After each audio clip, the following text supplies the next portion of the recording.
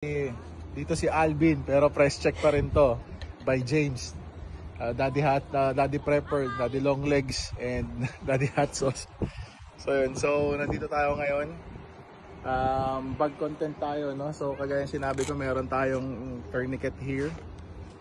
Yan, to control bleeding. Siyempre pag nasa labas, di natin alam. As a prepper, as a survivalist, dapat may lagi kang dala. Nasa pinakamadali mo siyang ma-access dapat.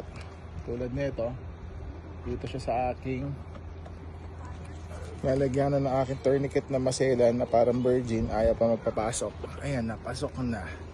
Wow! So yan.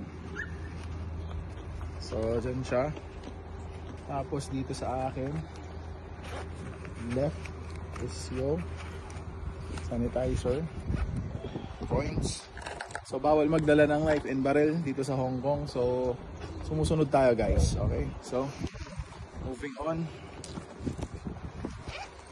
Meron tayong mga snacks dito. Snacks, bread, shades. At ang bag nga pala natin is Pure na tactical 30 liters. So meron siyang quick access dito sa gamit mo. Tapos dito yung isa pa sa mga admin compartments mo na nandito yung pang self-defense natin, no? So syempre dapat may dala pa rin tayo. Pwede nga pala siya sa airplane, so kaya natin siya nadala. Packet shark by Cold Steel. So yan. Tapos moving on, water, ating first aid kit.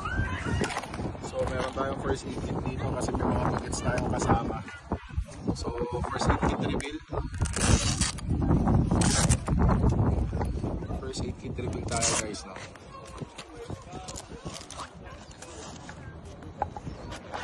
Ito yung travel kit natin.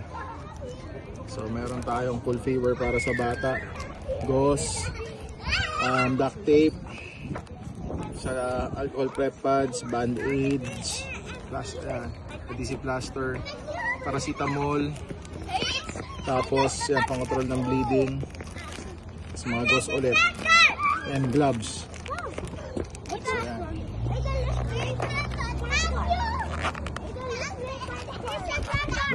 Mayroon natin babalik sa pagkakaligpit, no? Mabilisan lang kasi ito eh. Sniper bail para pang cover, pang kumot, saka ang ating watch. Instinct 2 Solar Garmin tactical. Nakaset ako ng red light para tactical use. Tactical. So yan. And then ang ating bag. Moral patches nandito.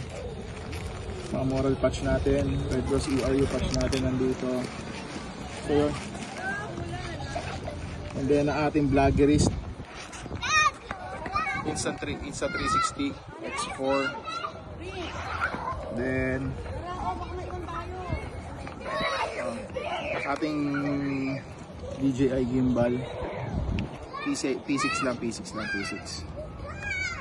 Siyempre hindi mawawala payong, saka towels, extra shirts. So guys, alis na kami ulit.